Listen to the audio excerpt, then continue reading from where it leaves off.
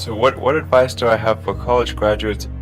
Certainly, I'd invite you to apply for a job at SolarCity or Tesla or SpaceX. And if not, then if that doesn't work for whatever reason, then apply to jobs at other companies in that arena, or try starting a company. If you can study engineering and you figure out how to design new things, then it's relatively easy to start a company. You just need to get a few like-minded people with you. Although I have to say that the space business is quite hard to start a company in the space business because it's such a capital-intensive business. So it may be better to do something in solar power, or if you're going to do it in cars, do it as kind of a component supplier for cars or something like that. Musk has college degrees in business and physics, but SpaceX is his first venture in aerospace. How did you get the expertise to be the chief technology officer of a rocket ship company? Well, I do have a physics background. That's helpful as a foundation. And then I read a lot of books and talked to a lot of smart people. Don't just follow the trend. You may have heard me say that it's good to think in terms of the physics approach, or first principles, which is, rather than reasoning by analogy, you boil things down to the most fundamental truths you can imagine, and you reason up from there. And this is a good way to figure out if something really makes sense, or if it's just what everybody else is doing. It's hard to think that way. You can't think that way about everything. It takes a lot of effort. But if you're trying to do something new, it's the best way to think. And that framework was developed by physicists to figure out counterintuitive things like quantum mechanics. So it's really a powerful method. And I want to know, what is the one thing that has surprised you about your life? Well, I'm surprised about the whole thing, honestly. I certainly didn't expect for any of these things to happen, honestly. Yeah, I just, I knew I wanted to be involved in technology, and in fact, the only reason I started a company back in '95, an internet company, was because I couldn't get it. There were only a few internet companies, and I couldn't get a job at any of them. I tried to get a job at Netscape, and sent my resume in and tried hanging out in the lobby, but I was too shy to talk to anyone. And then I was like, okay, well, I guess I'll have to start a company because I can't get a job anywhere. Thank you.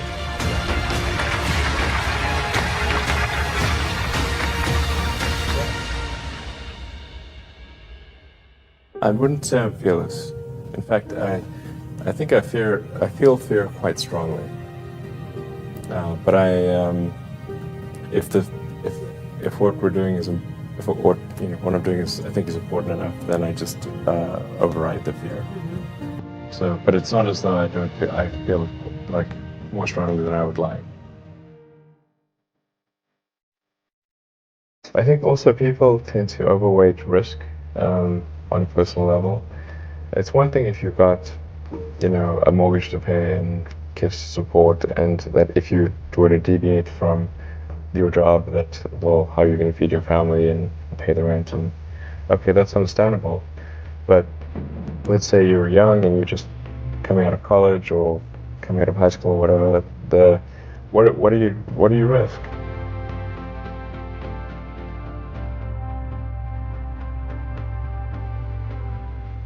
You're not going to stop.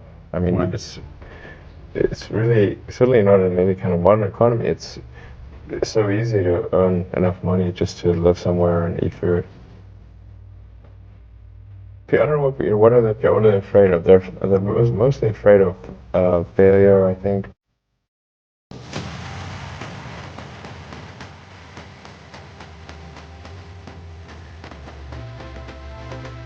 People should be less risk averse when there's not much at risk.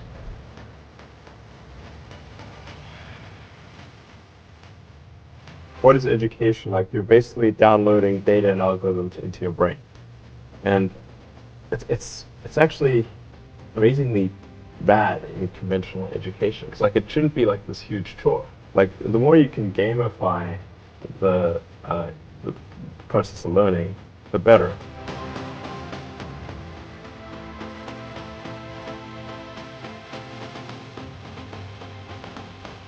I was at sort of a slight existential crisis because I was trying to figure out what does it all mean? Like, what's the purpose of things?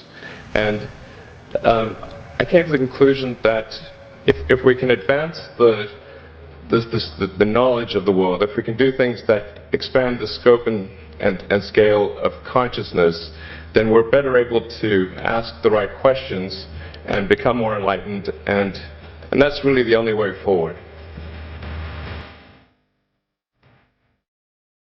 What drives you?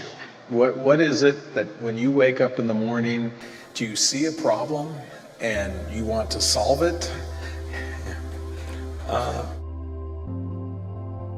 The thing that drives me is that I want to be able to think about the future and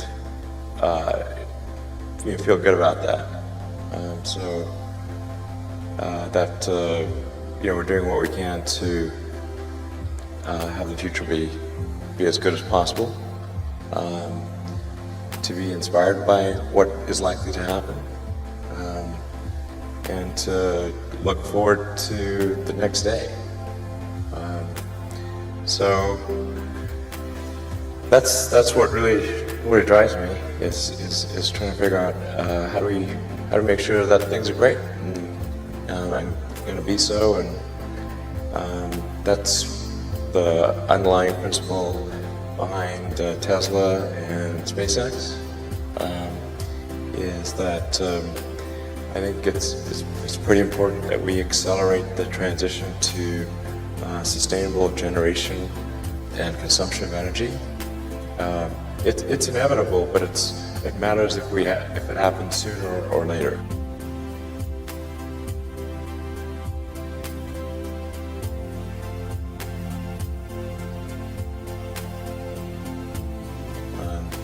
And then SpaceX is about helping make life multiplanetary, and doing what we can to continue the dream of Apollo, and ultimately make a contribution to life becoming multiplanetary. Let's talk a little more about that. I think everyone is very interested in that when you say making life multiplanetary. Yeah. That's exciting. It is exciting. So what's your vision there? I think, particularly for Americans, like think about America is a nation of explorers. People who came here from other parts of the world that, chose to give up the known in favor of the unknown. So I think exploration, I think the United States is a distillation of the human spirit of exploration, and so that's why it appeals to Americans so much. You can see this when, there was a shuttle tragedy, and 7 people died, and that's terrible. But a lot of people die all the time. But why do we care so much? Because it was the dream of exploration that was dying along with those people. That's why. I thought both Tesla and SpaceX would fail at the beginning. You saw it? Yeah, sure. Really? Of course. But nevertheless, you put all your money in that. I expected to lose it. Well, technically, what I thought was, well, I'll take half the money from PayPal, and if I lose half of it, that's okay. But then, of course, the companies encounter difficulties, and then have a choice of either let the company die, or put, all the money into the companies. And so, I really didn't want the companies to die, so I put all the money in the companies.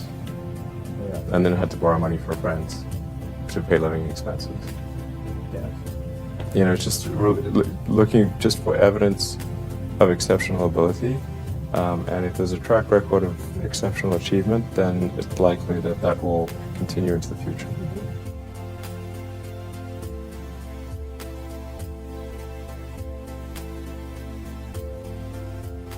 Well, it really depends on the stakes. If the stakes are high, if it's really important, then I will overcome the fear and just do it anyway. But essentially, I mean, it's drive overrides fear. But I feel the fear. It's kind of annoying. I wish I didn't. Okay. I wish I felt it less.